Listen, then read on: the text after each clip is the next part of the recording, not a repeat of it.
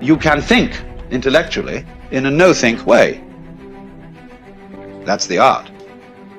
It doesn't mean not to have any thoughts at all. It means not to be fooled by thoughts, not to be hypnotized by the forms of speech and images that we have for the world, not to be hypnotized by them into thinking that that is the way the world really is. Don't let words limit the possibilities of life. The easiest thing I've done was to get out from under the labels and to live the life that I live. The most difficult thing I've ever done was to believe that I can do it. When you don't know what's impacting you, and it's something that's holding you down and you're not aware of it. You live in a dominant culture that is designed to destroy your sense of self and your belief in yourself, and you have to learn ways in which you can begin to connect with this power that you have within yourself to handle where you are. The key is to be constantly in a perpetual process of discovering the truth of who you are and fighting constantly to look for ways in which you can escape the inner conversation. Now it's the mental game. And that's where people get lost in life, get lost in that next level. You must get your fucking self out of the fucking sewer. No one's coming in the fucking sewer to get you. It's dark, it's nasty, there's rats down there. It's your brain. You are the only person that can pull yourself out. The easiest thing in the world to do is to complain. The easiest thing in the world to do is to be negative. It takes work to have a perspective that see things on the right side of the coin. You gotta fight for that. It takes work to show up every single day, and when things are not playing in our favor, to say, you know what, man, I'm gonna still show up and I'm gonna give everything I got to it because I value what I'm a part of. It takes work to have the right perspective. Turn off things that can contribute to your fear. Turn a deaf ear to people that all they can do is talk about how negative things are because they have bought into the consciousness of the world. Start attending workshops, seminars, listening to tapes on a daily basis to begin to recondition your mind, to retrain your thinking. Faith comes by hearing and hearing and hearing. Listen to things that can empower you, that can enable you to create a new reality for yourself and a new life for yourself. Develop the interior core where it doesn't matter if people call you crazy. One of the things limiting you from your income, your impact, a world-class life, you care too much about what people think about you. Everyone has an opinion. Why let the opinions of other people deny you from a life that will make history? If you are distressed by anything external, the pain is not due to the thing itself, but to your estimate of it. And this you have the power to revoke at any moment.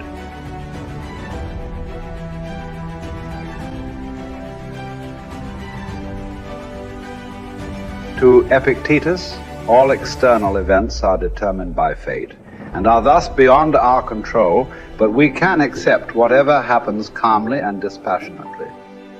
Individuals, however, are responsible for their own actions, which they can examine and control through rigorous self-discipline. Suffering arises from trying to control what is uncontrollable or from neglecting what is within our power. As part of the universal city that is the universe, human beings have a duty of care to all fellow humans. The person who followed these precepts would achieve happiness. If you choose, you are free. If you choose, you need blame no man, accuse no man. All things will be at once according to your mind and according to the mind of God.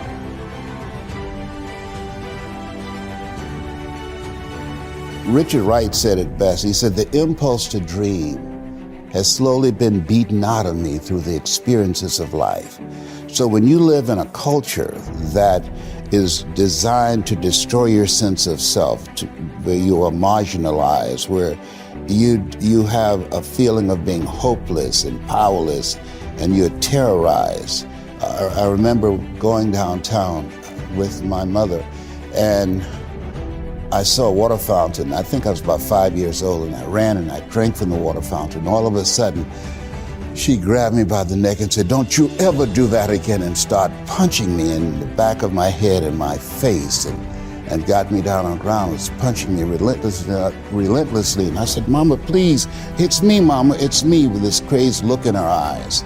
And then a white policeman came, and he had a nightstick in his hand. He was hitting it in his left hand. He said, "Okay, all right, you beat that little nigger boy enough.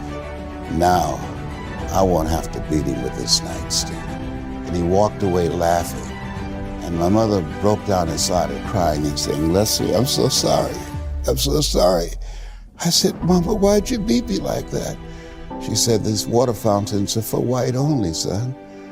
And if that cop had hit me with his nightstick, he would have to kill me. I'd have fought him till he killed me, and I'd left you and your brothers and sisters by themselves to raise themselves. I'm so sorry." And the book called Learned Optimism, Seligman talk about the fact that between ages 0 and 5, we determine what's available to us and what's not available to us. And so that was a defining moment. I knew there are certain things I could not do, certain places I could not go. They used to have signs on Miami Beach that said, "Jews, dogs, and coloreds not allowed." And so now you have to operate within the constraints of the dominant society and the things that they've created for you.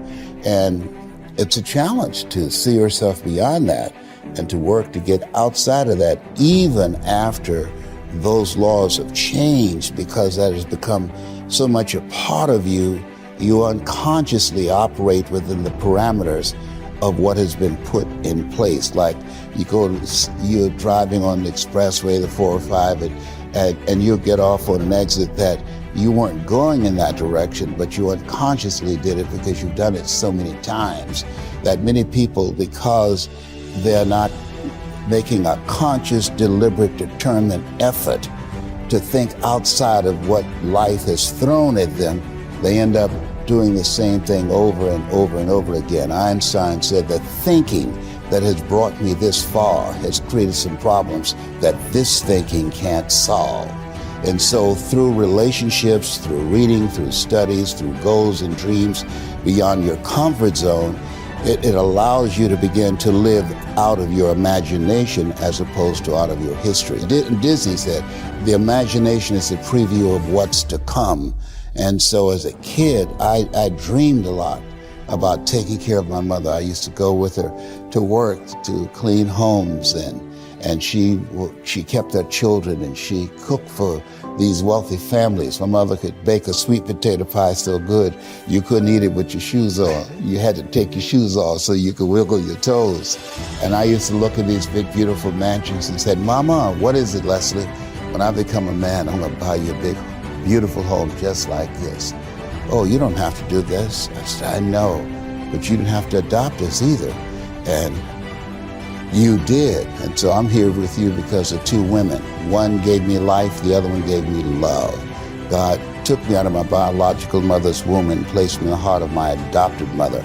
And because of her example and my love for her and the passion that I felt in my heart, I've got to do something to make her proud. I've got to do something to put myself in position to be able to take care of her. That drove me. Nietzsche said, if you know the why for living, you can endure almost anyhow. You journey to Olympia to see the work of Phidias. And each of you holds it a misfortune not to have beheld these things before you die. Whereas when there is no need even to take a journey, but you are on the spot with the works before you, have you no care to contemplate and study these? Will you not then perceive either who you are or unto what end you were born, or for what purpose the power of contemplation has been bestowed on you? Well, but in life there are some things disagreeable and hard to bear. And are there none at Olympia? Are you not scorched by the heat? Are you not cramped for room? Have you not to bathe with discomfort? Are you not drenched when it rains? Have you not to endure the clamor and shouting and such annoyances as these?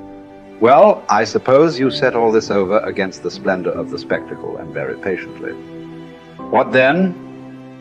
Have you not received greatness of heart, received courage, received fortitude? What care I, if I am great of heart, for aught that can come to pass? What shall cast me down or disturb me? What shall seem painful? Shall I not use the power to the end for which I received it, instead of moaning and wailing over what comes to pass? If I show you that you lack just what is most important and necessary to happiness, that hitherto your attention has been bestowed on everything rather than that which claims it most, and to crown all, that you know neither what God nor man is, neither what good or evil is, why, that you are ignorant of everything else, perhaps you may bear to be told. But to hear that you know nothing of yourself, how could you submit to that? How could you stand your ground and suffer that to be proved? Clearly not at all. You instantly turn away in wrath. Yet what harm have I done to you? Unless indeed the mirror harms the ill-favored man by showing him to himself just as he is. Unless the physician can be thought to insult his patient when he tells him. Friend, do you suppose there is nothing wrong with you? While you have a fever, eat nothing today, and drink only water. Yet no one says, what an insufferable insult. Whereas if you say to a man, your desires are inflamed, your instincts of rejection are weak and low, your aims are inconsistent, your impulses are not in harmony with nature, your opinions are rash and false, he forthwith goes away and complains that you have insulted him.